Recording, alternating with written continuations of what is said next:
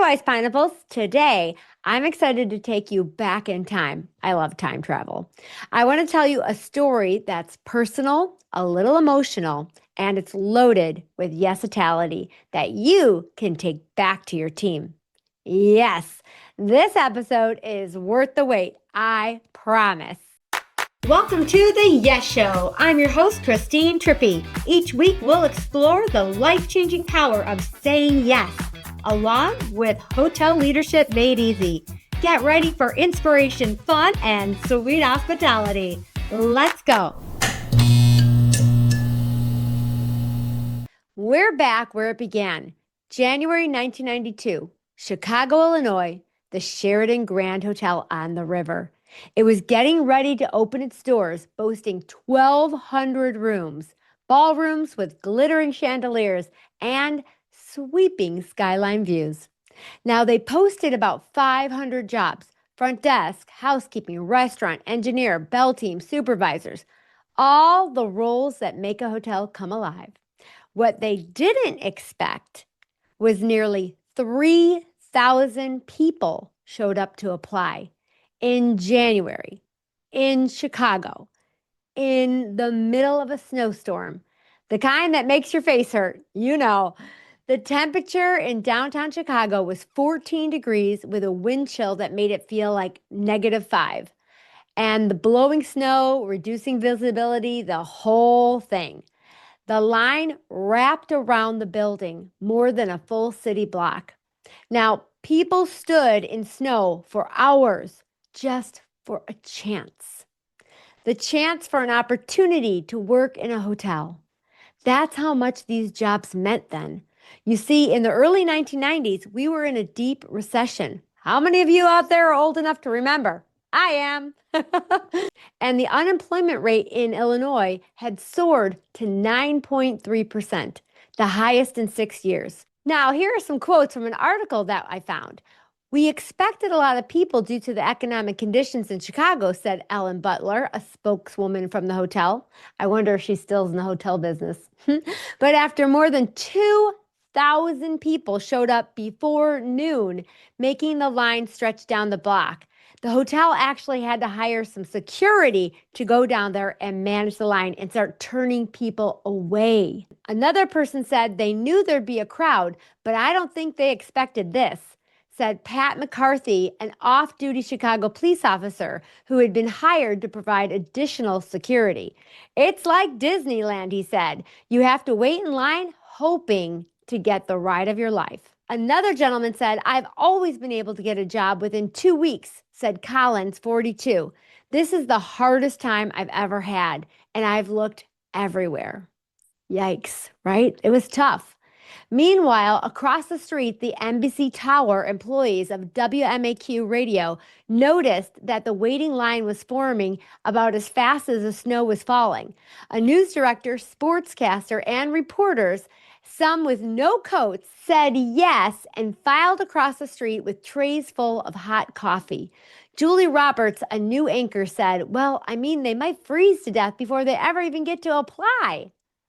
How extraordinary is that? Now, today, sometimes we forget that what we do is so important. We get busy, we get tired, we think it's just another shift. And sometimes we might take what we have for granted, especially over the last few years when we've been in a labor shortage.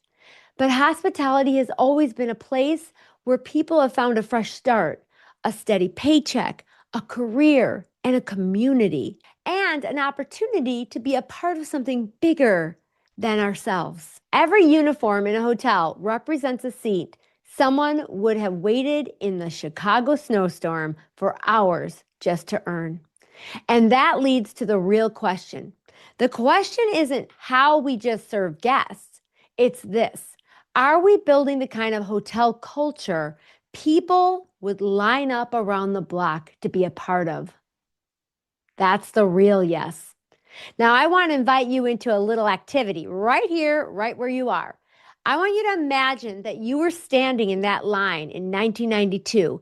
Your feet are cold, your face is freezing, you're nervous and hoping that this could be the job that changes your luck.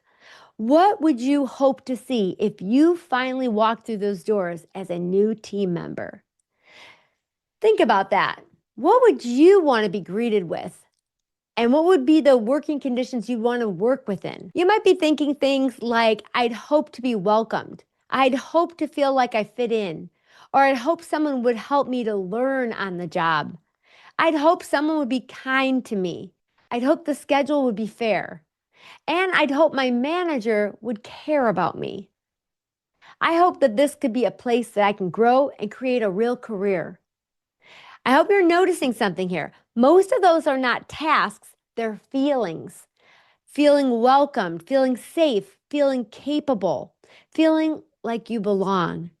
And here's where we sometimes get stuck. We say we want people to feel welcome. However, the next question is what really matters. What is the task that we can systemize to create that feeling consistently? For example, if we want someone to feel welcomed, maybe that looks like these simple tasks. Sending a letter to their home after they accept the position. Snail mail, how fun. Telling them exactly what their first week is going to look like. We have a plan for you. Introducing them to a buddy on day one. Here's someone who's going to be your mentor, who's going to help you get the hang of things. Having their name on a locker or a name tag and a uniform already ready for them. A manager greeting them personally, not just HR with paperwork. Feelings are created from actions. Also, notice nothing that I just mentioned costs a lot of money, and it wouldn't take a lot of time, or it wouldn't be thought of as extravagant, out of the ordinary. They're all ordinary things. There are things that you already have inside the box. Yet being done consistently at the right timing creates an extraordinary experience. Yes, let me just say that again. The things that I'm talking about are ordinary, the things we already have inside our box. Yet when we do them consistently at the right timing, it creates an extraordinary experience that people feel. That's leadership inside the box, not outside of it. And here's a fun fact for my coconuts out there. Employees who feel welcomed in the first week are 58% more likely to stay past 3 years. That's some ROI. And there's one more juicy part to this story. Hey, Wise Pineapples, quick pause for something close to my heart. If you are listening to this and thinking, I miss feeling proud of my work, I miss loving hospitality the way I used to, I want you to know you don't have to carry that alone. The doors to the Crown Society are open right now through Friday, February 20th. Now, it's my Insiders Club for people who still believe this industry can change lives, including our own. Inside, you will find motivation when you're tired, real strategies you can actually use and get major results, and a community of leaders who get it, who love hospitality, and who want to drive results without losing their heart.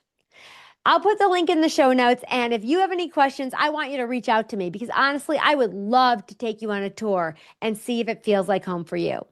Now, here's the juicy part that nobody ever expected. When those images of thousands of people lined up in the Chicago snowstorm hit the news, a famous comedian saw it. Jay Leno. He didn't have jobs to give. He didn't have checks to hand out to people. He couldn't fix the economy, but he asked a different question. What can I do? So he said yes to hosting a comedy show just for people who were unemployed. He came back to Chicago just for this reason after seeing all the people lined up around the hotel. And he put on 2 shows. And if you had an unemployment stub, you could come to the show for free. He didn't do it for fame. He didn't do it for money. He didn't say, oh, that's awful, but there's nothing I can do.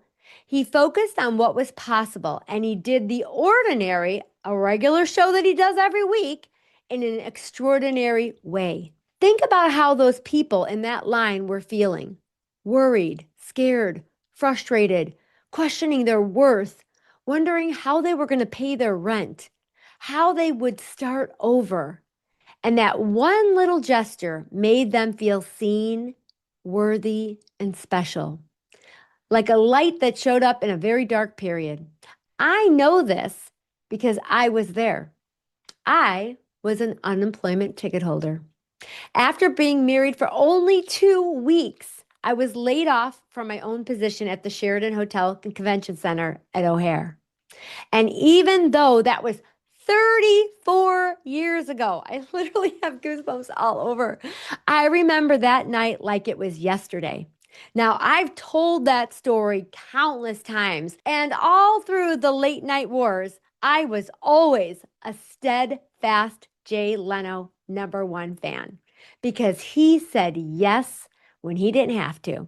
This is what I believe creating extraordinary experiences are all about. It's saying yes to thinking differently inside the box, not thinking outside the box. That's how easy it is. It's taking the job we already have and asking, how do we add a little more care, a little more creativity, a little more humanity? Making friends with the idea, figuring out what you can do, thinking about the options, and getting creative. Yes. How do we take simple tasks to create extraordinary feelings? Just like Jay did, just like the NBC crew did, just like those hotel leaders back in 1992 did. Yes, just like you and I get to do today. So I'll leave you with 3 questions. 1, if someone joined your hotel today, would it feel worth waiting for in line? Number 2, what do you already do that makes people proud to work with you? Number 3, what is the one feeling you want your team to have? And what task can you systematize to create it? Because these aren't just jobs. This is where families can put food on the table, where lifelong careers are built, where lives are changed, one yes at a time. Let's build the kind of hotel people would still line up around the block to be a part of. That's the real yes. Innovation in hospitality is often just kindness with a plan. So, what's your plan? Send me an email. I want to hear it. Until next week, be confident, be empowered, and lead from the heart. That's a wrap for today's show. Say yes to taking action and changing the world one yes at a time. And oh, my friend, will you say yes to review, like, and subscribe? The more yeses you give, the more juicy goodness I can bring to all of you wise pineapples. Cool or cool?